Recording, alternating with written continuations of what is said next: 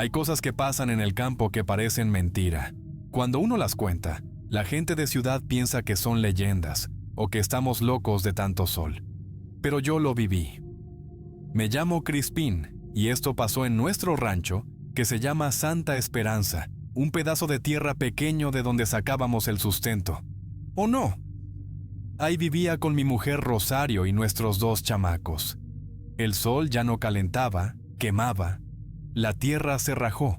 El maíz no levantó ni medio palmo. La yuca se pudrió en la raíz y hasta las gallinas se fueron sin dejar ni una pluma. Rosario se me fue apagando. Se le veían los huesos bajo la piel. Temblaba con fiebre y tenía una tos seca que retumbaba en las paredes como si fuera una sentencia. Los niños lloraban día y noche con la panza hueca, pidiendo tortilla, caldo, lo que fuera. «Papá, tengo hambre», me decía el más chiquito con los ojos llenos de agüita. «¿Hoy vamos a comer?». Y yo no sabía qué decir. Les daba un traguito de agua con sal, no más para que no chillaran. Rosario se me quedaba mirando como queriendo disculparse, como si la culpa fuera suya. Sus ojos se hundían más cada día, los labios partidos de tanta resequedad, y las manos ya no le daban ni para levantar la olla vacía. Cuando vi que el último costal de harina se fue como si se lo tragara el viento, ya no lo pensé más. Me levanté de la silla, agarré la escopeta vieja, sin una sola bala, y me fui pa'l monte. Iba con el estómago rugiendo, los ojos secos y la cabeza llena de imágenes de mis hijos desmayados de hambre. Caminé más lejos de lo que jamás había caminado. Al principio, el monte me era conocido, pero pronto los árboles se torcieron. El calor desapareció y el aire se volvió espeso, como si me envolviera un trapo húmedo. Sentía que cada paso me alejaba del mundo y me acercaba a algo que no debía conocer. Empecé a pensar que me estaba metiendo donde no debía. Pero ya no había marcha atrás. Cerré los ojos un momento y recé bajito, sin saber si Dios aún me oía. Y justo cuando la noche cayó como una piedra, vi una luz entre la maleza, una fogata, en medio de un claro que yo juraba que no existía. No había camino, no había sendero, solo ese fuego prendido en lo más profundo del monte, esperándome. La lumbre ardía al centro del claro, roja y callada, sin humo, como si el fuego no quemara. Los árboles a su alrededor estaban retorcidos, doblados hacia adentro, como si se escondieran de lo que ahí vivía. Me acerqué sin hacer ruido, aunque el corazón me tronaba en el pecho. Frente a la fogata estaba parado un hombre alto, flaco, con sombrero de cuero y ropa limpia, demasiado limpia para estar tan metido en lo hondo del monte. Me miró como si ya me conociera. Su voz era ronca, pero no fuerte. Era de esas que te entran por la piel. «Si quieres salvar tu casa, aquí es donde se hinca la rodilla», dijo sin moverse, con esa voz seca que parecía salir de debajo de la tierra. Sentí un escalofrío recorrerme entero. Me quedé helado, con el sudor frío bajándome por la espalda. Las piernas me temblaban, pero no por miedo, sino por algo más hondo, como si ya supiera lo que estaba frente a mí. «¿Quién es usted?», pregunté, aunque en el fondo ya lo sabía. Él no respondió enseguida, solo me miró. «Eso no importa, tú sabes por qué viniste». No necesitaba decir su nombre, el monte lo decía por él. El aire, sucio y denso, me lo gritaba sin voz. Ese no era un hombre común, y yo, con todo y mi fe vieja, entendí que estaba frente al diablo. Me ofreció cosecha, comida caliente en la mesa, salud para Rosario, agua en el pozo, animales fuertes, maíz creciendo sin permiso. Todo. Pero a cambio, lo que nazca con más fuerza en el tercer ciclo de la luna nueva, dijo con calma, como quien repite algo que ha dicho 1000 veces. Miré al suelo temblando. Rosario en la cama, flaca como palo, los niños con la panza vacía. Sentí que no tenía salida. Extendí la mano, él la apretó. Estaba helada, fría como carne muerta. No dijo más. Solo se desvaneció entre la oscuridad. Y la fogata, sin aviso. Se apagó como si nunca hubiera estado. Cuando regresé al rancho, Rosario ya no estaba en cama. La encontré en la cocina, sudando sana, meneando un caldito de frijol. El olor me hizo tambalear. Me quedé parado en la puerta sin decir palabra. Ella volteó y sonrió. ¿Dónde andabas, viejo? Ya casi está listo. Los niños brincaban con la cara iluminada, esperando sus platos. ¡Mamá se levantó!, gritó el mayor feliz. ¡Mira, papá! ¡Huele rico! Y yo me senté en silencio viendo el humo del caldo. No recordaba haber sembrado nada, pero ahí estaba. A los pocos días, la tierra se transformó como si la hubieran tocado con mano santa. Donde antes había polvo, ahora había barro húmedo que olía a vida. Las matas reverdecieron de golpe, el maíz creció alto y gordo, y hasta el árbol seco que teníamos junto al corral dio una jícara redonda y dulce. Las gallinas, que juraba desaparecidas, regresaron solitas, cacareando como si nunca se hubieran ido. Rosario volvió a tener color en la cara, las mejillas llenitas, y los niños corrían por el patio descalzos, con tortilla en la mano y risa en la boca. Pero también vinieron las lenguas largas. Los vecinos no tardaron en soltar veneno disfrazado de cortesía. ¿Y ahora qué milagro pasó, Crispín?, me dijo don Filemón con la voz llena de sorna. Tu milpa parece de feria, compadre. Ni cuando llovía salía así de buena, dijo una comadre, apretando los ojos. Dicen que te vieron en lo hondo del monte, que algo hiciste por allá. Me soltó otra cruzando los brazos. Yo solo bajaba la mirada, con las manos en los bolsillos, fingiendo que no escuchaba.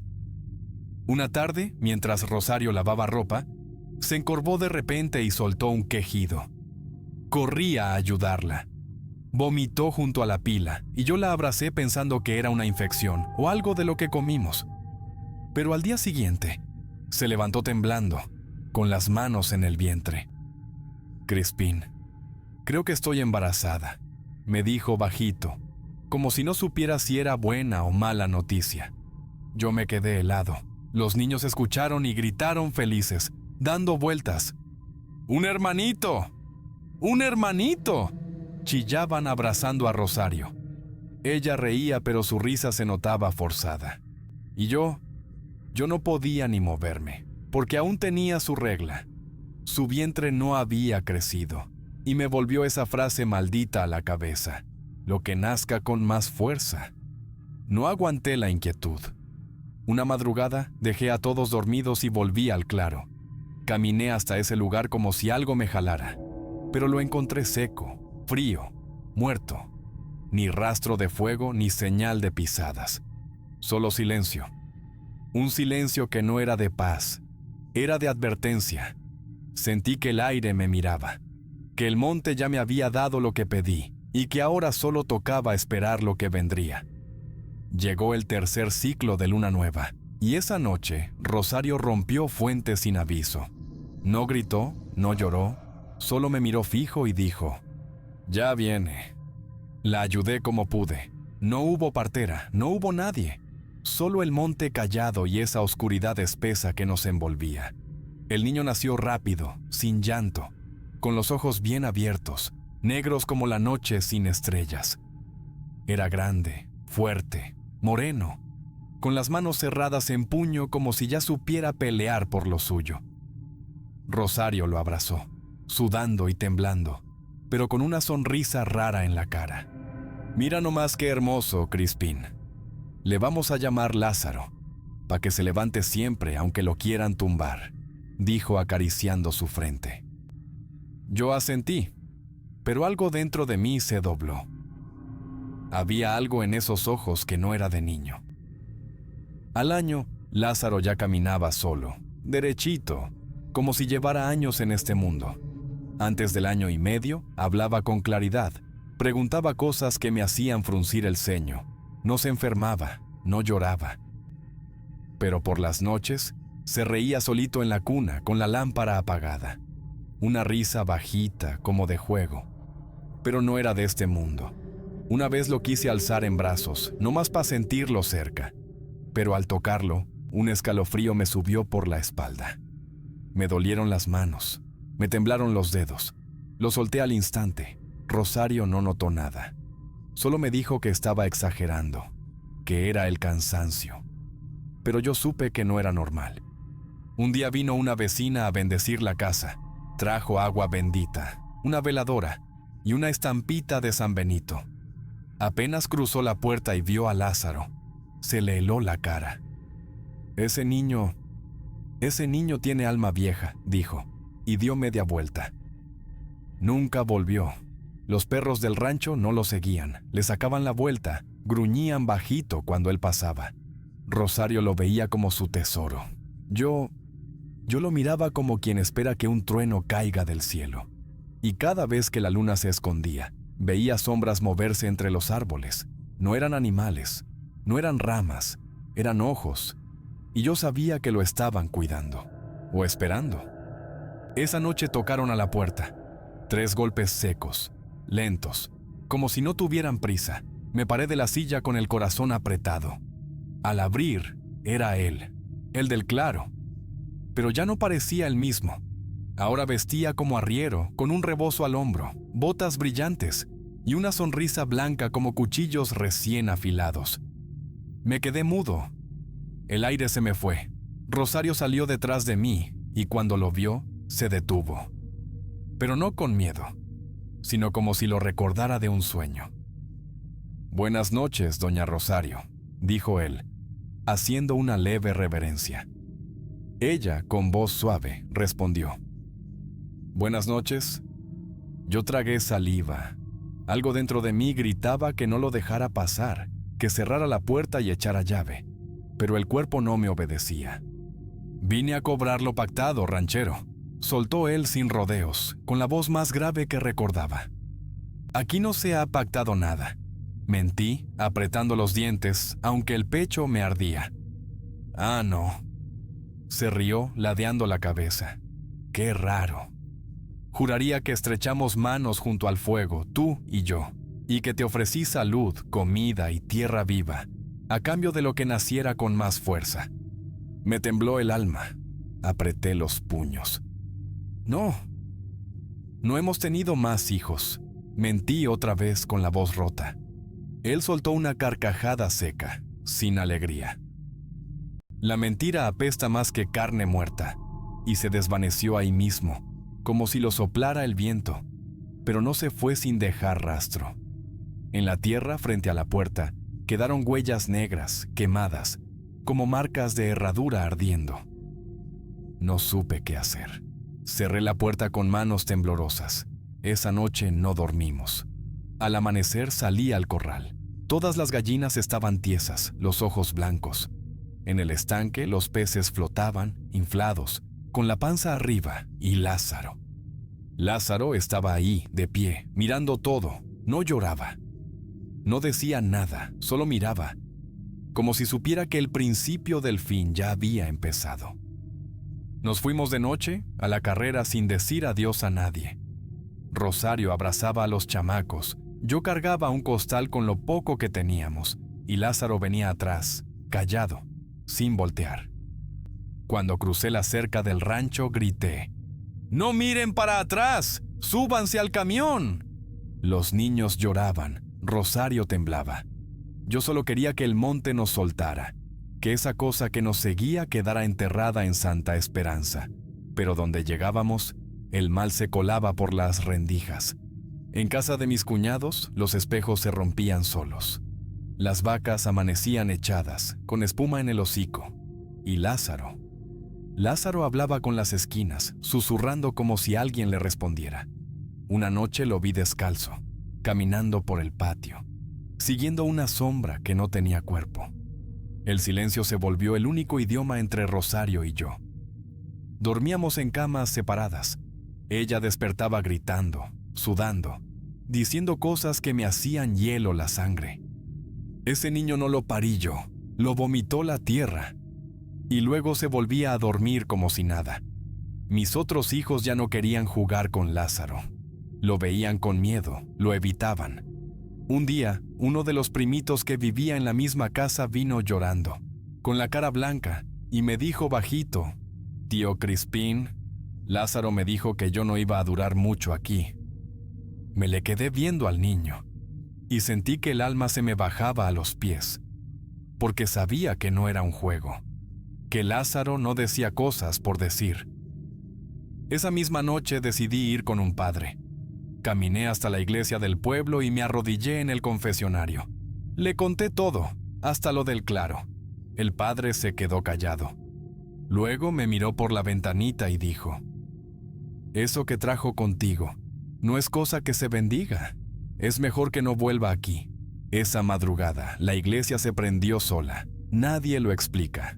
El fuego salió del altar. Subió por las paredes como si tuviera hambre. Quemó todo. Santos, bancas, vitrales. No quedó nada, ni la cruz, ni la campana, solo cenizas y el olor a leña podrida. Desde mi cuarto vi el resplandor rojo en el cielo y supe que ni la casa de Dios quería meterse con lo que traíamos encima. En el nuevo pueblo, Lázaro no encajaba. Los otros niños lo evitaban. Las maestras no sabían cómo mirarlo. Hablaba raro, como si las palabras no fueran suyas, como si las recordara de otro tiempo. Una mañana, al cambiarle la camiseta, vi unas marcas en la espalda, llagas oscuras como quemaduras viejas, en forma de espinas o raíces. Rosario dijo que era alergia, pero yo sabía que no. Esa noche lo vi en el patio, rodeado de cuervos negros posados en la cerca, mirándolo sin moverse. Él volteó hacia mí, con esa mirada que ya no era de niño. «Va a doler más si sigue negándolo, papá», dijo, sin alzar la voz, como si solo me estuviera recordando algo. La mata alrededor de la casa empezó a secarse, aunque lloviera. Las demás parcelas verdes seguían firmes, llenas de vida, pero la nuestra parecía maldita. Las hojas caían sin razón. Las flores se pudrían antes de abrir. Fui hasta el tianguis del pueblo y un viejo que vendía veladoras me llamó con la mano. Tenía los ojos nublados, pero hablaba como si viera lo que nadie quería ver. «Tú lo viste, ¿verdad? Al del sombrero». «¿Cuál sombrero?», le respondí, fingiendo ignorancia. «El que aparece cuando ya no hay salida», me dijo bajito, casi en un susurro. «Les ofrece a los rancheros y a los del campo todo lo que desean, pero todo lo cobra. No se cambia lo que es de sangre por lo que es de tierra, sin pagar caro. Y tú ya firmaste, aunque no quieras recordarlo». Regresé a casa con el pecho pesado. Rosario ya no dormía. Caminaba de un lado a otro murmurando cosas. ¿Y Lázaro? Lázaro ya no me hablaba, solo me veía, como si supiera que yo al fin entendía, que aquello que nació de su carne venía por la mía. Para los 3 años de Lázaro, Rosario hizo un pastel sencillo, de vainilla con un poquito de canela. Lo adornó con frijolitos de colores, como se hacía antes. Invitamos a los primos, y los chamacos cantaron las mañanitas, con las manos llenas de migajas. Rosario sonreía, pero sus ojos estaban lejanos. Lázaro, sentado frente al pastel, no sonrió. Solo sopló las velas con una calma que no era de niño. Yo aplaudí por compromiso, pero por dentro sentía una presión en el pecho que no me dejaba respirar. No sabía qué era, pero algo dentro de mí gritaba que esa noche no iba a terminar bien. Y así fue. Cuando todos dormían, noté que la puerta trasera estaba entreabierta. El aire era frío, pesado, como si algo me empujara hacia afuera. Corrí por las calles del pueblo, con la linterna temblando en la mano, hasta llegar al borde del monte cercano. El cuerpo me guiaba solo. No sé cómo supe por dónde ir, pero lo supe. Y ahí, en un claro que nunca había visto antes, lo encontré. Velas encendidas, decenas de ellas, parpadeaban como si respiraran. Al centro, el hombre del sombrero lo cargaba en brazos como si fuera suyo desde siempre. «¡No! ¡Él es mío!», grité, con un dolor que me rompía la garganta. «Vino fuerte, vino entero». «La deuda está pagada», dijo él sin rastro de emoción. Me lancé con el machete en la mano, pero no llegué ni a 2 pasos. Algo me tiró al suelo con una fuerza invisible. La cara me chocó contra la tierra. No vi manos, no vi cuerpo, solo una presión en el pecho, como si el monte entero me estuviera aplastando. Desde el suelo, con la boca llena de tierra, vi a Lázaro mirarme. Sus ojos no eran de niño, ni siquiera de hombre, eran de algo más antiguo, más hondo. Me miró fijo y dijo con una voz tranquila, casi tierna: «Ya me voy a casa, papá». Y con eso, desaparecieron los dos entre las sombras. Yo me arrastré en la tierra, gritando, llorando, llamando por él como loco. «¡Lázaro! ¡Mi hijo! ¡Lázaro!». Pero nadie me respondió. Después de que Lázaro desapareció, Rosario y yo ya no pudimos quedarnos más con los parientes. No era solo la tristeza, era como si algo nos empujara de regreso. Así que volvimos a Santa Esperanza, al rancho, al monte, como si lo que habíamos dejado ahí nos reclamara. Volvimos con la esperanza rota, con los ojos secos de tanto llorar. Al llegar, la casa parecía intacta, igual de vieja, igual de sola. Pero dentro, todo era distinto. Rosario no hablaba, se movía como una sombra. El cuarto de Lázaro estaba igualito, la camita, los juguetes, su ropa. Pero no había huellas, ni olor, como si el tiempo no lo hubiera tocado, o como si nunca hubiera estado ahí. Rosario enfermó de nuevo. No comía, no respondía. Solo miraba al monte por la ventana como si esperara verlo volver entre los árboles. Yo, por mi parte, empecé a cavar. Todas las noches. Cavaba como loco, como poseído. Busqué por todo el terreno, en la milpa, junto al corral, detrás del pozo. Mis uñas sangraban, la pala ya no cortaba, pero yo seguía. Quería encontrar algo, una señal, un hueso, una mentira. Una noche, escarbando cerca del gallinero, encontré un trapo quemado, negro, con su nombre bordado en rojo, Lázaro. Me arrodillé, sudando, temblando. No grité, no lloré. Solo me quedé ahí, con ese pedazo de tela entre los dedos, sabiendo que lo había perdido para siempre. Y fue ahí que lo entendí. El infierno no ruge, no grita, no se prende en llamas como en las historias. El infierno espera. Se sienta en silencio, con los brazos cruzados, viendo cómo uno se pudre por dentro. Yo vendí a mi hijo.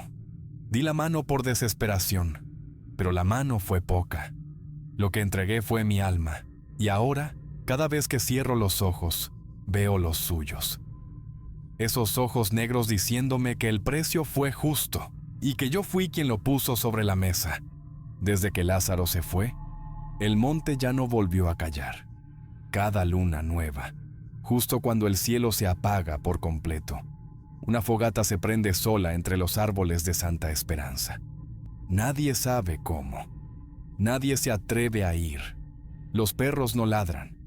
El aire se vuelve más espeso. Yo me fui haciendo viejo de un día para otro. La espalda encorvada, las manos resecas, la mirada perdida. Me ven sentado bajo el mezquite, mirando fijo hacia los cerros. Algunos me saludan, otros me evitan. Dicen que estoy loco, que hablo solo, que se me fue la cabeza con la pérdida. Pero nadie entiende. Que yo sigo aquí porque él también sigue. Que hay noches en que escucho sus pasos en la tierra seca. De vez en cuando corre el rumor de un niño que desaparece. Uno que se fue a buscar vacas y no volvió. O que salió a jugar y no regresó. Nadie quiere aceptar que el monte cobra, que no olvida, que aquello con lo que uno paga por desesperación se lleva lo suyo con paciencia. Un vaquero jura haber visto a un escuincle chiquito caminando con un hombre de sombrero. Dijo que el niño iba tranquilo, como si supiera a dónde iba. Nadie le creyó. Pero yo sí, porque yo sé, porque lo vi una vez, porque lo perdí una vez, y sé que el fuego aún lo llama. Yo sigo aquí, no me fui, no desaparecí, camino despacio. A veces llevo una vela, a veces nomás me siento y espero, no para hacer otro trato, no para pedir nada, solo para que él sepa que sigo pagando, que no hay noche en la que no lo piense, y en el claro, días después de cada luna nueva, entre las cenizas, siempre aparece lo mismo escrito en carbón: lo que se da por hambre, se cobra con sangre.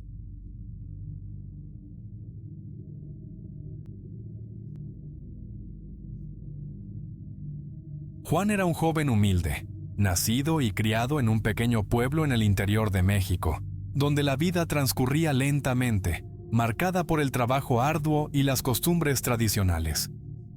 Trabajaba desde su infancia en la hacienda de los Morales, una de las más prósperas de la región, propiedad de doña Valeria Morales, una viuda de belleza deslumbrante y con una presencia que llenaba cualquier lugar.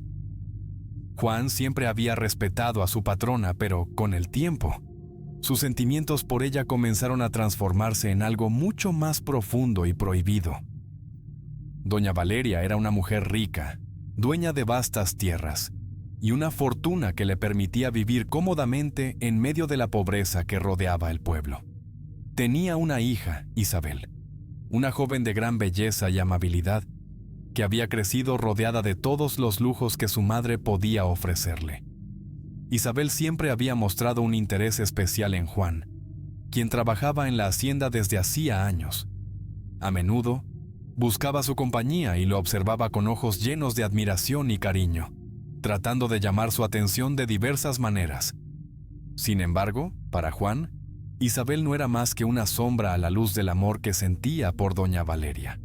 Aunque reconocía la bondad y la belleza de Isabel, no podía corresponder a sus sentimientos, pues su corazón estaba irremediablemente cautivado por la figura de su madre. Mientras trabajaba bajo el sol abrasador, el deseo de Juan por doña Valeria se mezclaba con un creciente resentimiento por su propia pobreza.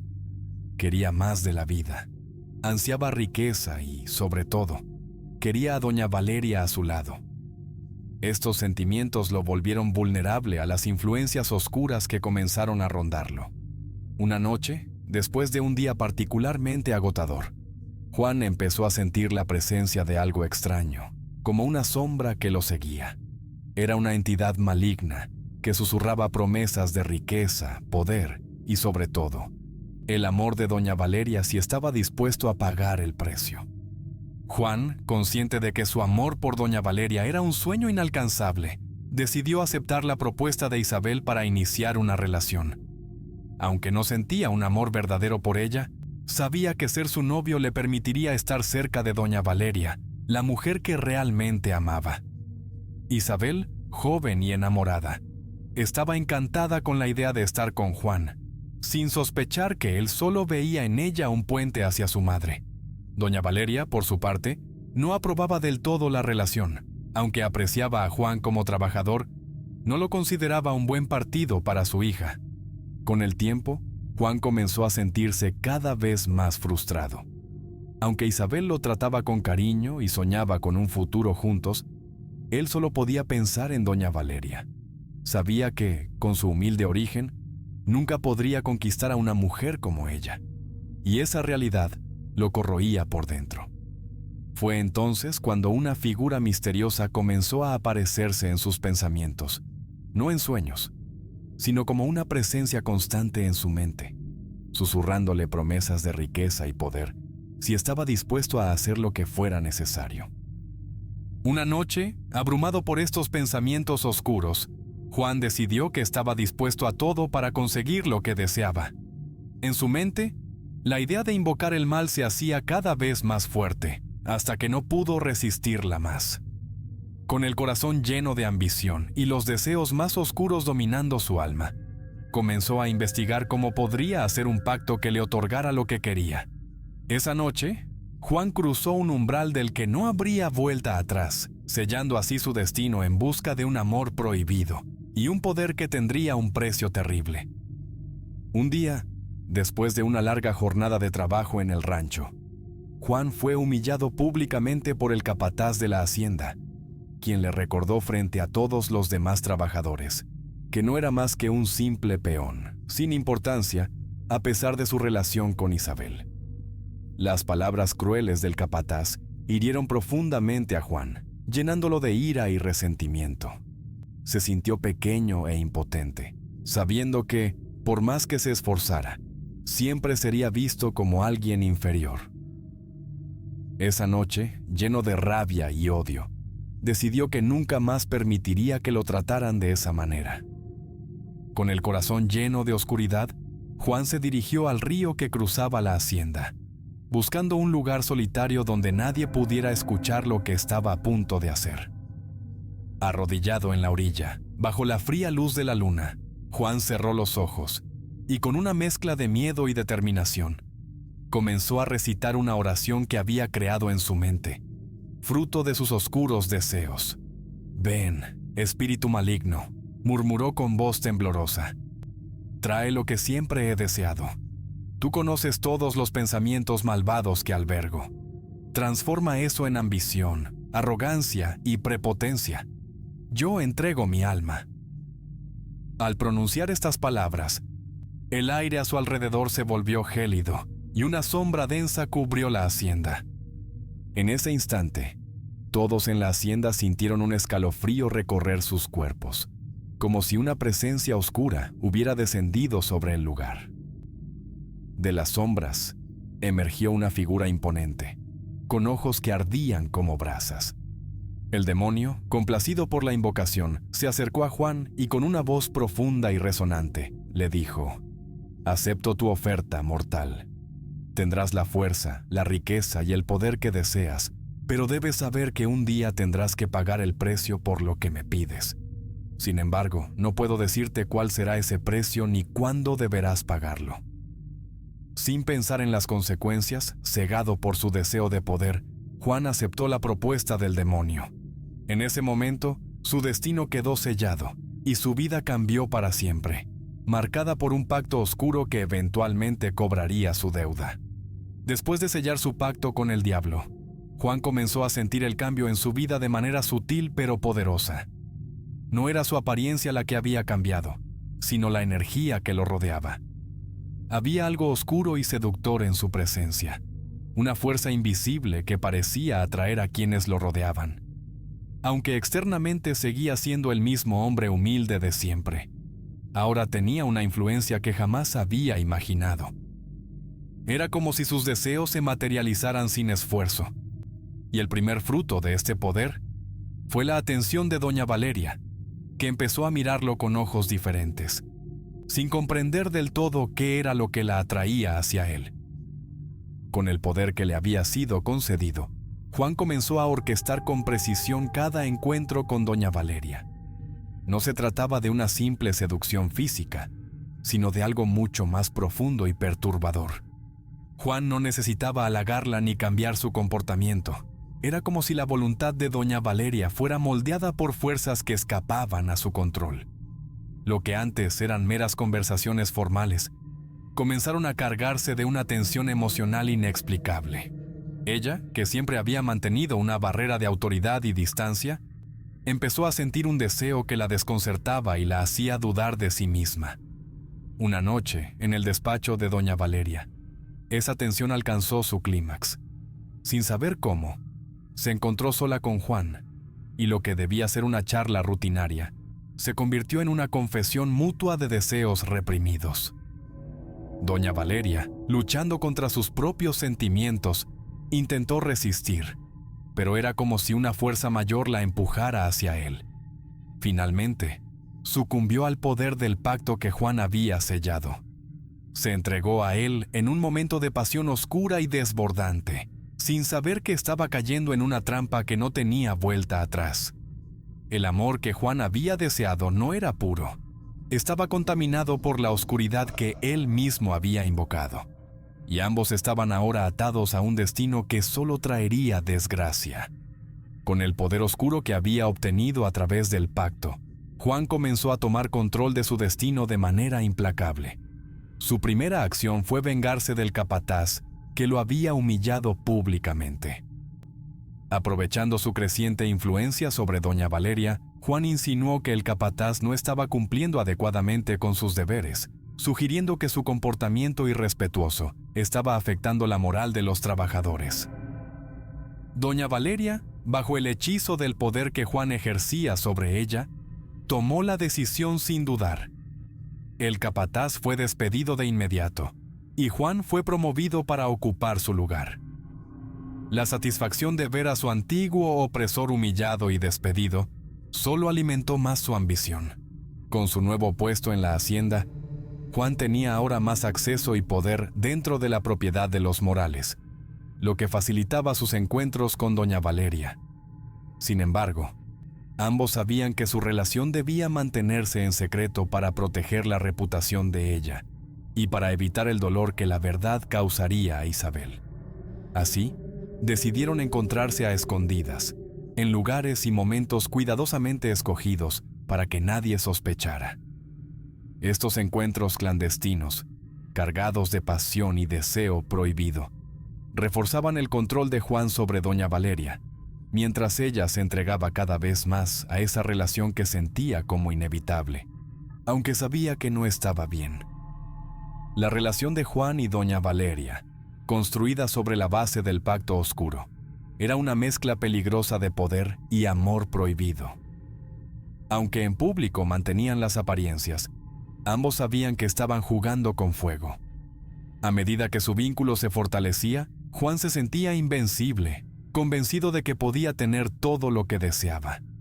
Sin embargo, en algún rincón de su mente, comenzaba a percibir las primeras sombras de duda, recordando las palabras del demonio sobre el precio que un día tendría que pagar. Pero cegado por el poder y el placer, decidió ignorar esos pensamientos, confiando en que su astucia lo mantendría siempre un paso adelante del destino. A medida que la relación clandestina entre Juan y doña Valeria se intensificaba, la distancia entre Juan e Isabel se hacía cada vez más evidente. Isabel, quien había sido siempre dulce y atenta, comenzó a notar la frialdad y la indiferencia de Juan. Él, consumido por su relación secreta con doña Valeria y cegado por su nueva posición de poder en la hacienda, ya no tenía interés en mantener las apariencias con Isabel. Su mente y su corazón estaban completamente dedicados a doña Valeria, dejando a Isabel sola y confundida. Los días pasaban e Isabel intentaba desesperadamente salvar la relación, sin saber que la verdadera razón del distanciamiento de Juan era su propia madre. Sin embargo, sus esfuerzos fueron en vano.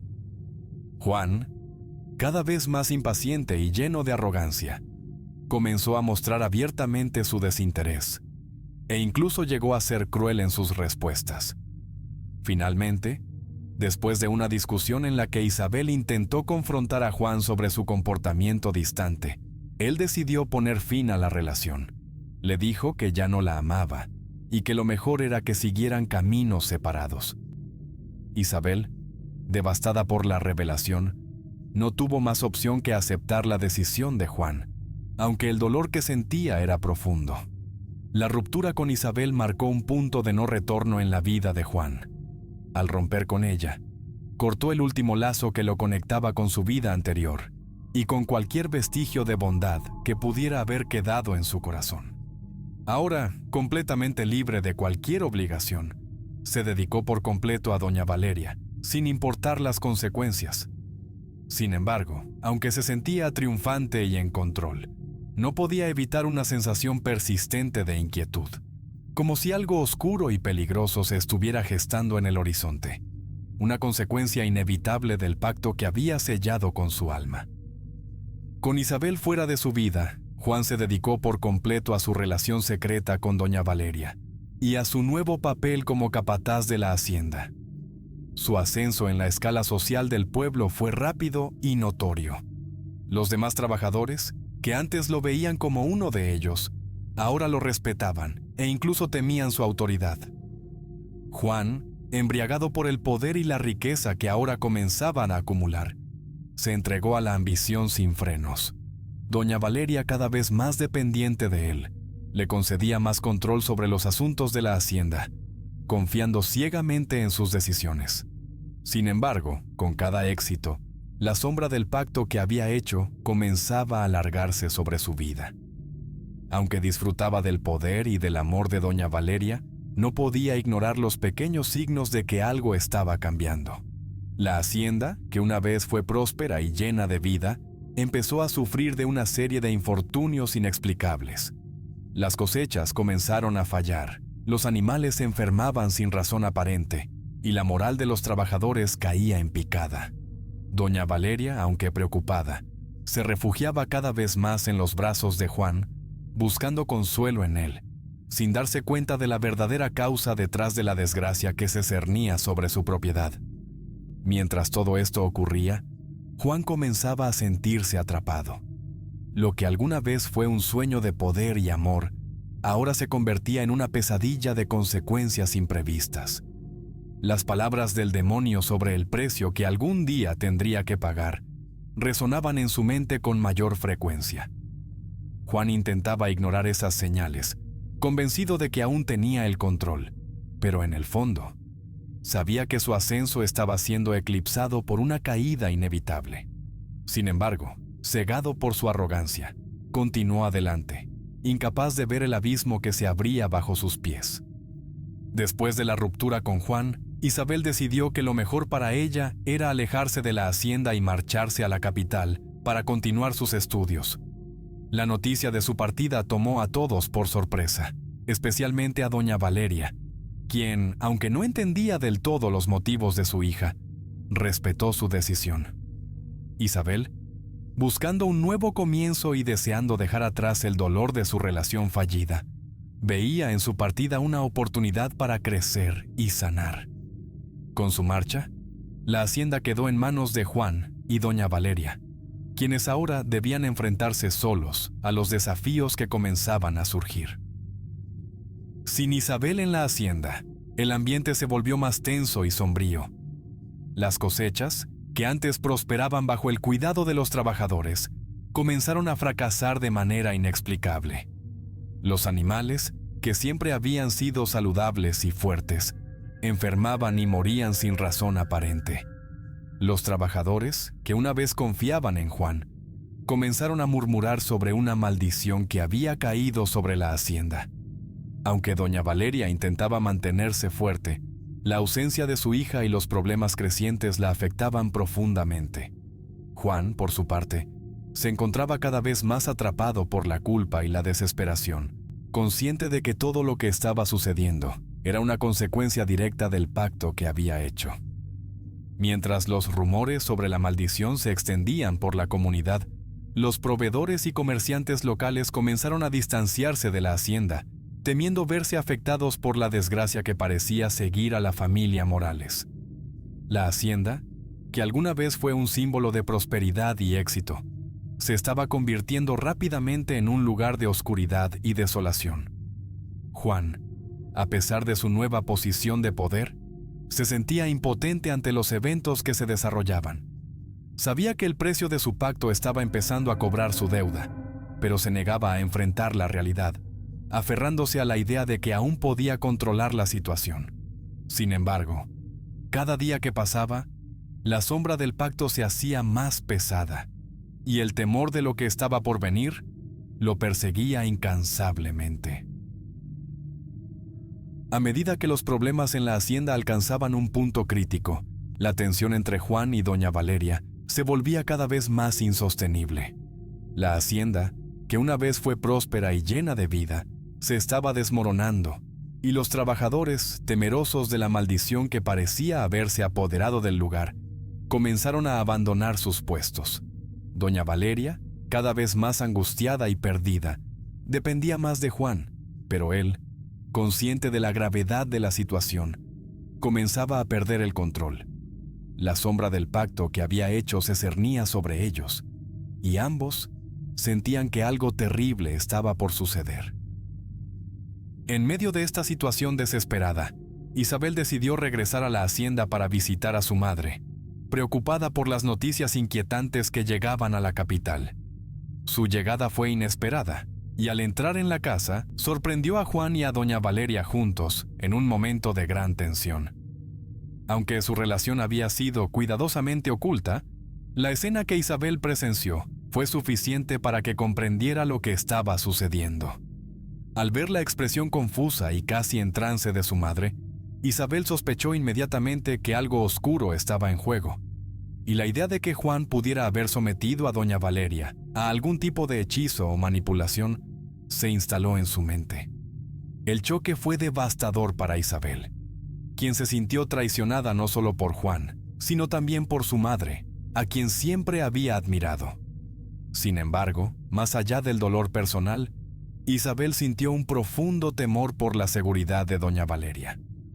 Convencida de que su madre estaba bajo el influjo de fuerzas malignas, Isabel decidió que debía hacer algo para liberarla. En su desesperación, enfrentó a Juan, exigiendo saber qué le había hecho a su madre. Pero Juan, consumido por el pánico y la culpa, no pudo darle una respuesta coherente. Isabel, decidida a salvar a su madre, dejó la hacienda con la firme resolución de buscar ayuda para romper el oscuro lazo que, estaba segura, mantenía a doña Valeria atada a Juan. Mientras Isabel partía, Juan se dio cuenta de que su tiempo se estaba acabando y que el precio de su pacto estaba por ser cobrado. Después de la impactante revelación en la hacienda, Isabel no perdió tiempo en buscar ayuda. Desesperada por salvar a su madre del oscuro influjo que creía que Juan había ejercido sobre ella, Isabel se dirigió al pueblo en busca de un sacerdote conocido por su sabiduría y su capacidad para enfrentar fuerzas malignas. El sacerdote, al escuchar la historia de Isabel, accedió a acompañarla a la hacienda, preocupado por el bienestar de doña Valeria y consciente de que algo oscuro estaba en juego. Con su fe y experiencia, el sacerdote se preparó para confrontar la influencia maligna que había corrompido a la hacienda. Al llegar a la hacienda, el sacerdote realizó un ritual de purificación en la propiedad y en doña Valeria, utilizando oraciones y agua bendita para romper el lazo que la mantenía atada a Juan. Durante el ritual, doña Valeria comenzó a recuperar su claridad mental y pronto comprendió el peligro en el que se encontraba. Aterrada por la verdad que ahora se revelaba ante ella, se dio cuenta de que había sido víctima de un engaño y de que sus sentimientos hacia Juan no eran naturales, sino producto de las fuerzas oscuras que él había invocado.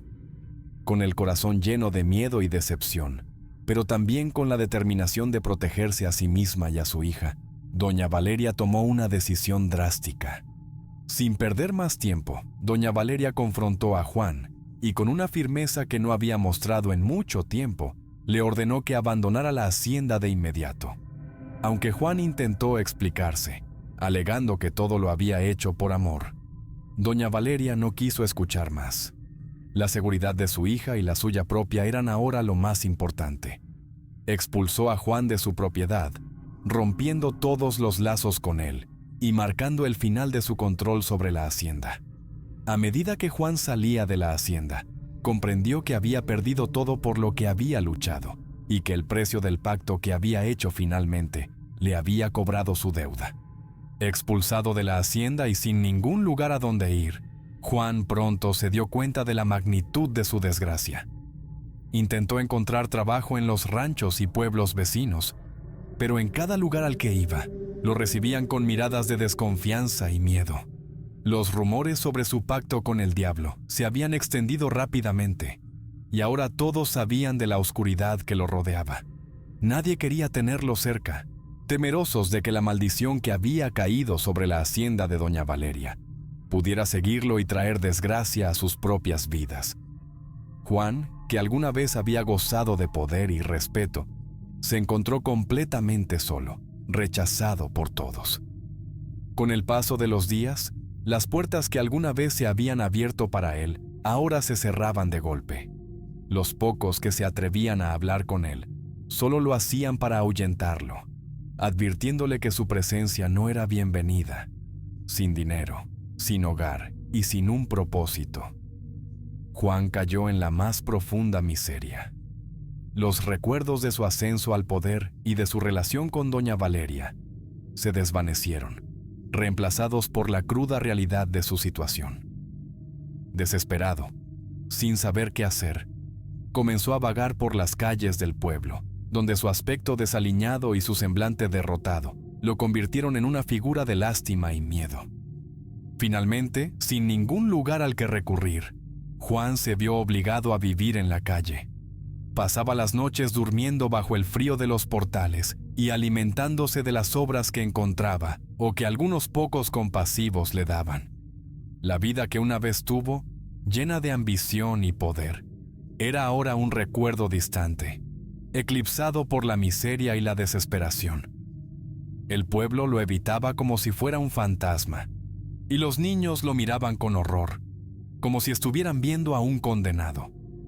Juan, consciente de que todo lo que le había ocurrido era consecuencia de sus propias decisiones, comenzó a comprender el verdadero precio de su pacto. Sin embargo, era demasiado tarde para redimirse.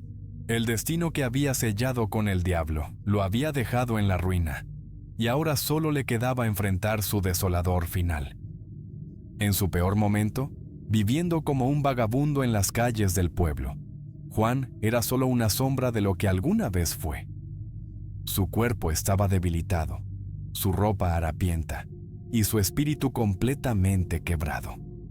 Una noche, mientras se acurrucaba en un rincón oscuro para protegerse del frío, una figura familiar apareció ante él. Era el diablo, el mismo ser con el que había sellado su destino. Con una sonrisa siniestra, el diablo lo observó y dijo: «¡Qué maravilla, Juan!